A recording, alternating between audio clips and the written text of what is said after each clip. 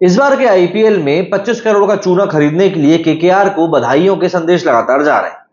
25 करोड़ का चूना, दरअसल वो चूना जो कि 8 ओवर में 100 रन खा चुका है। मैं यहां पर बात कर रहा हूं मिचेल स्टार्क की। मिचेल स्टार्क एक बहुत ही उम्दा गेंदबाज है जब बारी ऑस्ट्रेलिया से खेलने की आती है, लेकिन जैसे ही आईपीएल में आते हैं, तो जैसे ही इंडिया में खेलने के लिए आते हैं, वो भी वर्ल्ड कप को हम छोड़ दें, सिर्फ आईपीएल की बात कर रहे हैं, तो ऐसा लगता है कि अपनी बॉलिंग पर खुद ही मिट्टी डाल देते हैं। आईपीएल खेलने के लिए वैसे भी इस बार मिचेल स्टार्क काफी लंबे समय के बाद में आया है, और ऐसे में एक लंबे समय के बाद जब खिलाड़ी आता है तब उससे उम्मीद की जाती है कि ये बेहतर परफॉर्म करेगा। 24 करोड़ रुपए लेकर आप खेलने आते हो और आपका ही जो टीममेट है हर्षित राणा, जो आपकी कमाई का मतलब 10% 15% पे शायद खेल रहा है, वो आपसे बेहतर परफॉर्म करके चला जाता है। आप बॉलिंग करने के लिए जाते हो, दुनिया का सबसे बड़ा बैट्समैन विराट कोहली फ्लिक करके आपको छक्के पे चला भेज देता है कि भैया जाओ जरा बॉल उठाकर लाओ। तो ये 24 करोड़ 25 करोड़ का जो चूना इस समय लगा है केकेआर को, ये वाकई में किसी बुरे झटके से कम नहीं, क्योंकि आप एक प्राइम बॉलर खरीदते हो, एक स्ट्राइकिंग बॉलर खरीदते हो, और आपका स्ट्राइकिंग बॉलर जो है यहां पर ऐसा स्ट्रगल करता हुआ दिखाई दे रहा है। लेकिन ये पहली बार नहीं।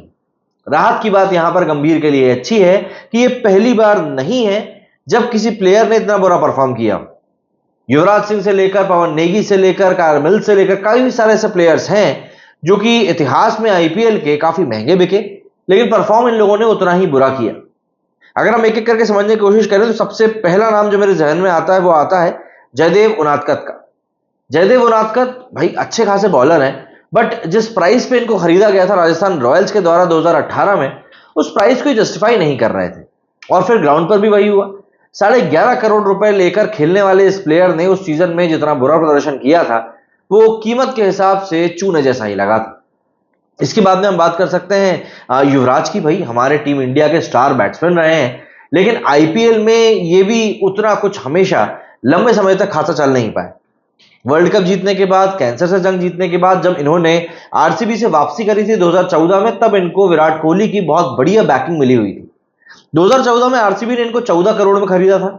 अब 14 करोड़ में जब आप खिलाड़ी को खरीदते हो तो ऑब्वियस सी बात है, आप कोशिश करते हो कि उस खिलाड़ी को आप ज्यादा से ज्यादा खिलाओ, और यहां पर 14 मैचेस में मौका दिया गया था युवराज सिंह को, और 2014 में 14 मैचेस खेलने के बाद में युवराज सिंह ने रन बनाए थे सिर्फ 376।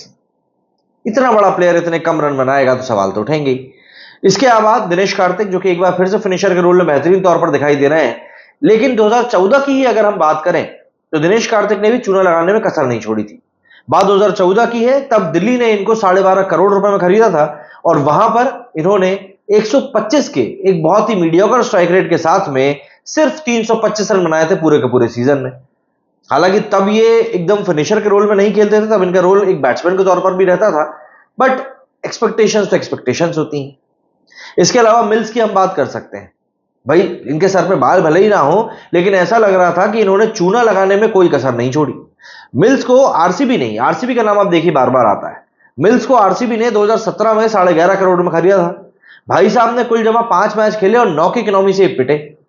अब जब आप एक खिलाड़ी को 11.5 करोड़ रुपए दे रहे हो, तब आप एक्सपेक्ट करोगे कि वो खिलाड़ी आपके लिए बिल्कुल जीतोड़ मेहनत करेगा, बट देखिए इसी तरीके से चीजें जो है पैसा देने के बावजूद भी हो नहीं पाती सही तरीके से। यहां पर हम लोग केविन पीटरसन को भी याद कर सकते हैं, केविन पीटरसन और एंड्रू फ्लिंटॉफ दोनों। केविन पीटरसन को आरसीबी ने 2009 में 9 करोड़ 80 लाख रुपए में खरीदा था, ऑलमोस्ट 10 करोड़ रुपए में। उस सीजन में महाशय केविन पीटरसन ने मात्र 93 रन बनाए थे, और जो स्ट्राइक रेट रहा था वो बिल्कुल छप्पर फाड़ होने वाला 109 का स्ट्राइक रेट रहा था। जबकि केविन पीटरसन के बारे में कहा जाता है कि ये लिमिटेड बॉल्स के काफी बढ़िया क्रिकेटर्स हैं। व्हाइट क्रिकेट बॉल में इन्होंने बहुत अच्छा खेल दिखाया है। ऐसे में पीटरसन का जो ये प्रदर्शन था आईपीएल में एक भुलाने जैसा था।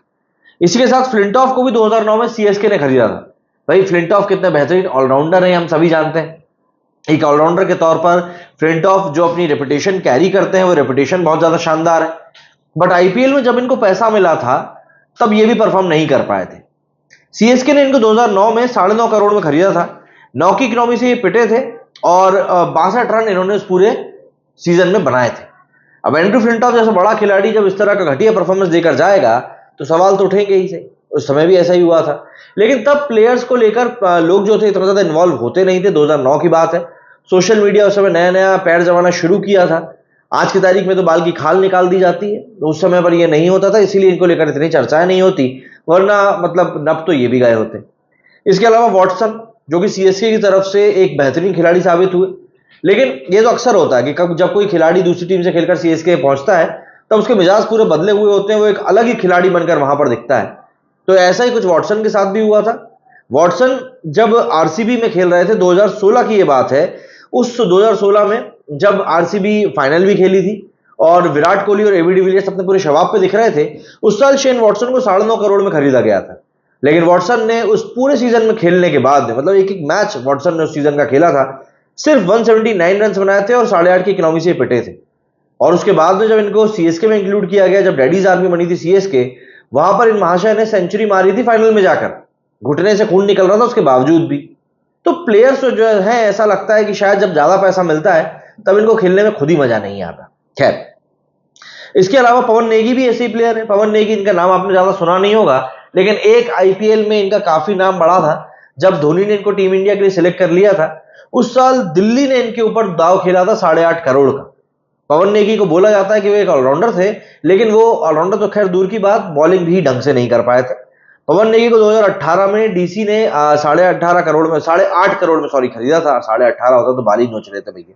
8.5 करोड़ में खरीदा था और इन भाई साहब ने 8 मैच खेले थे। 8 मैच खेलकर सिर्फ 1 विकेट लिया था और 9.5 की इकोनॉमी से पिटे भी थे।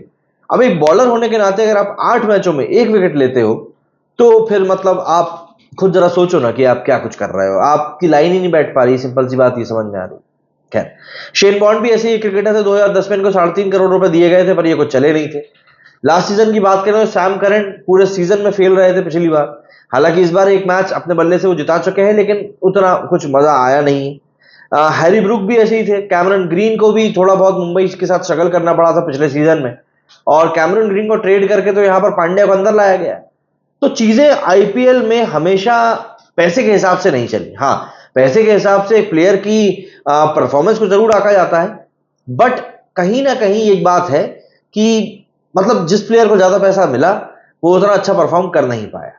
इसीलिए हम लोगों को ये चीज समझनी चाहिए कि भाई अगर कोई खिलाड़ी पैसों को लेकर ऑब्सेस्ड है या कोई फ्रेंचाइजी किसी प्लेयर को बहुत तगड़ा पैसा दे रही है, तो इसका मतलब ये बिल्कुल भी नहीं है कि वो प्लेयर आपको वैसी परफॉर्मेंस देकर जाएगा जैसी परफॉर्मेंस आप उससे एक्सपेक्ट कर रहे हो।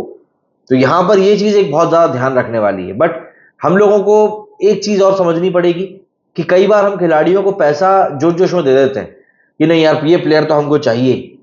हमको शायद एज अ फ्रेंचाइजी ये चीजें भी सोचनी चाहिए कि क्या वाकई में उस प्लेयर की वर्थ उतनी है, या सिर्फ जिद को पूरा करने के लिए या उस स्लॉट को भरने के लिए हम उतना पैसा खर्च कर रहे हैं। भाई आप किसी खिलाड़ी को 24 करोड़ दे रहे हो, किसी को 25 करोड़ दे रहे हो, तो क्या वो आपको उतने फ्रूट निकाल के दे रहा है?